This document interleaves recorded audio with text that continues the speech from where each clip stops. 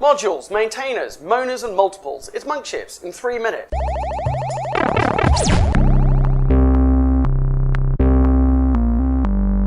This week it was great because Stephen O'Grady was in The Economist. Yeah, that's right, RedMonk in The Economist. It was interesting to me that this theory that we've been talking about for a long time, that developers are the new kingmakers, that they're the people that drive tech adoption, that increasingly when you look at a platform and a platform becomes successful, it's been driven by developers, is now being taken up by The Economist. That's pretty cool. So if the developers are the new kingmakers, it's important to understand they're not the new kings. Sometimes they're treated pretty badly. Generally, they've been the cogs in a wheel, or we can outsource their job to another country. But we're seeing kind of reshoring because of this new kingmaker notion.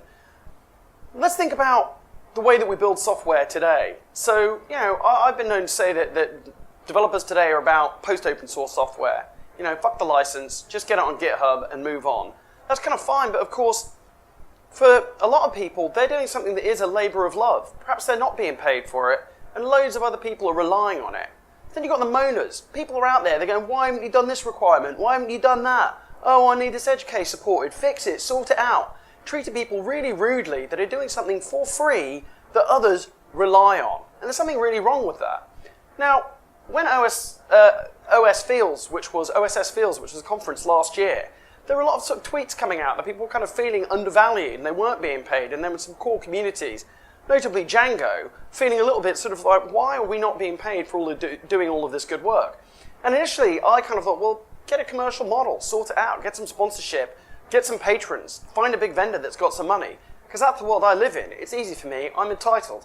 I'm here, I've got a job, I'm paid by IBM, I'm paid by Microsoft, I'm paid by all of these companies that are now supporting open source, and I'm paid by a bunch of venture capital supported companies as well. You know, we were there when you know, Puppet was 2 people. Reductive Labs became a client. So for me, the view is, well, just establish a commercial model, but that's really short-sighted. And not everybody wants to do that, and it's not appropriate for every situation. Great report last week on this issue from the Ford Foundation. And it looks specifically at, well, look, VCs are wanting to fund and get huge multiples on services, companies built on open source, very often that are using technology where people that have actually done the work are not being properly supported. Another good example is OpenSSL. It was when we had Heartbleed and everything went to shit that suddenly everyone's like, hey, what's going on with this project? Why didn't they fix this issue? Well, if nobody's paying, then it's hard to make sure that everything is current and there aren't any flaws and that there aren't any bugs and there aren't any security issues that might emerge. I was talking to Brian Borum from Weaveworks last week, and he also pointed out OpenSSH. Everybody uses that every single day, and yet it's not a well-supported project.